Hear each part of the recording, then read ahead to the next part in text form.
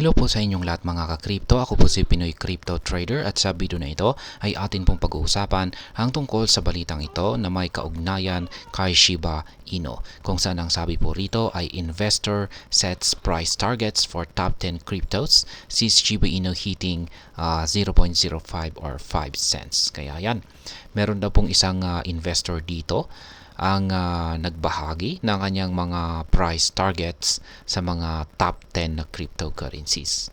At syempre, sa top 10 cryptocurrencies na ito ay kasama po si Shiba Inu at ang kanyang nakikitang price target dito ay ang 0.05. Ayan, taas po niyan, 5 cents. Kaya higit po yan sa 1 peso. Yan, siguro mga umaabot na po ito ng, ayan, basta higit 1 peso na po yan. Kasi yung mga 1 peso ay nasa 0.018.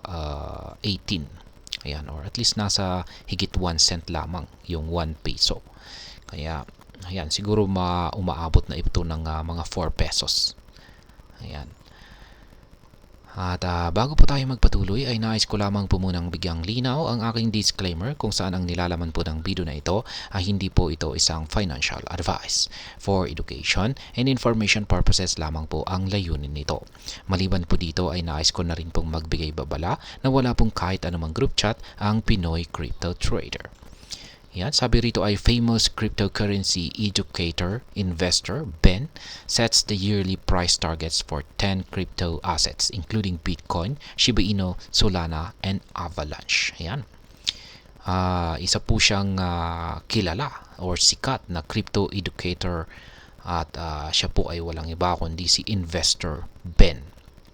Ayan, at kanya pong ibinahagi yung kanyang yearly price targets sa mga top 10 crypto assets at kasama po rito sina Bitcoin, Shiba Inu, Solana at saka si Avalanche. Ayan, yearly price targets po ito. Pag sinabi po natin yearly price targets ay yung pinakamataas na posible pong akyatin ng mga top 10 cryptocurrencies natin dito.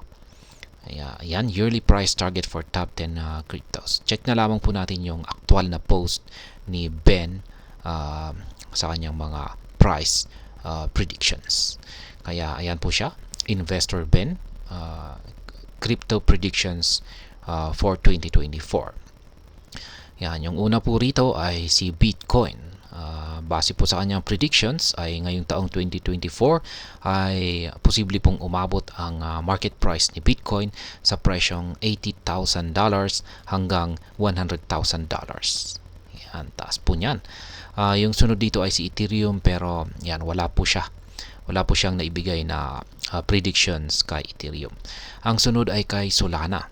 Si Solana naman ay nasa $600 to $1,000 ang maaari po niyang akyatin ngayong taong 2024. Yan, dito naman po tayo kay Dogecoin. Ayan, si Dogecoin ay maaari daw po siyang umangat ng 67 cents hanggang $1.45. Ayan, dollar. Ayan, si Dogecoin. Yung huling balita po natin kay Dogecoin ay may kaugnayan po kay Ginoong Vitalik Buterin, ang founder ng Ethereum, kung saan ay ayon po sa kanya ay isa raw po siyang holder ng Dogecoin. Yan po yung huling balita natin kay Dogecoin. Dito naman po kay Shiba Inu, yan ang paborito po nating meme coin dito ay ang prediction naman po ni Investor Ben ay 5 cents to 9 cents. Taas po niyan. Ayan, ngayong taong at magaganap daw po yan ngayong taong 2024. Kaya taas po niyan. Ibig pong sabihin ay higit isang piso na kung pag nangyari yan. Kung pag-aabot po yan ng 9 cents ay sa tingin ko ay mga 8 pesos na ito, 7 to 8 pesos siguro yung presyo ni Shiba Inu kapag kung sakaling nagkatotoo po ito. Yan, dito naman kay Avax ay $63. Yan po ang kanyang prediction. Samantala kay BNB, yan, si BNB ay Binance token po ito. Yan, ay posible raw po siyang umangat sa halagang $1,000 to $1,500. Ito naman si FET or FET ay $3.47 hanggang $5. Samantala si CTXC ay 64 cents to $1.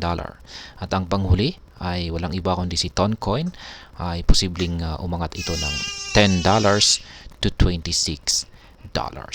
Kaya yan po ang mga predictions, crypto predictions ni Investor Ben.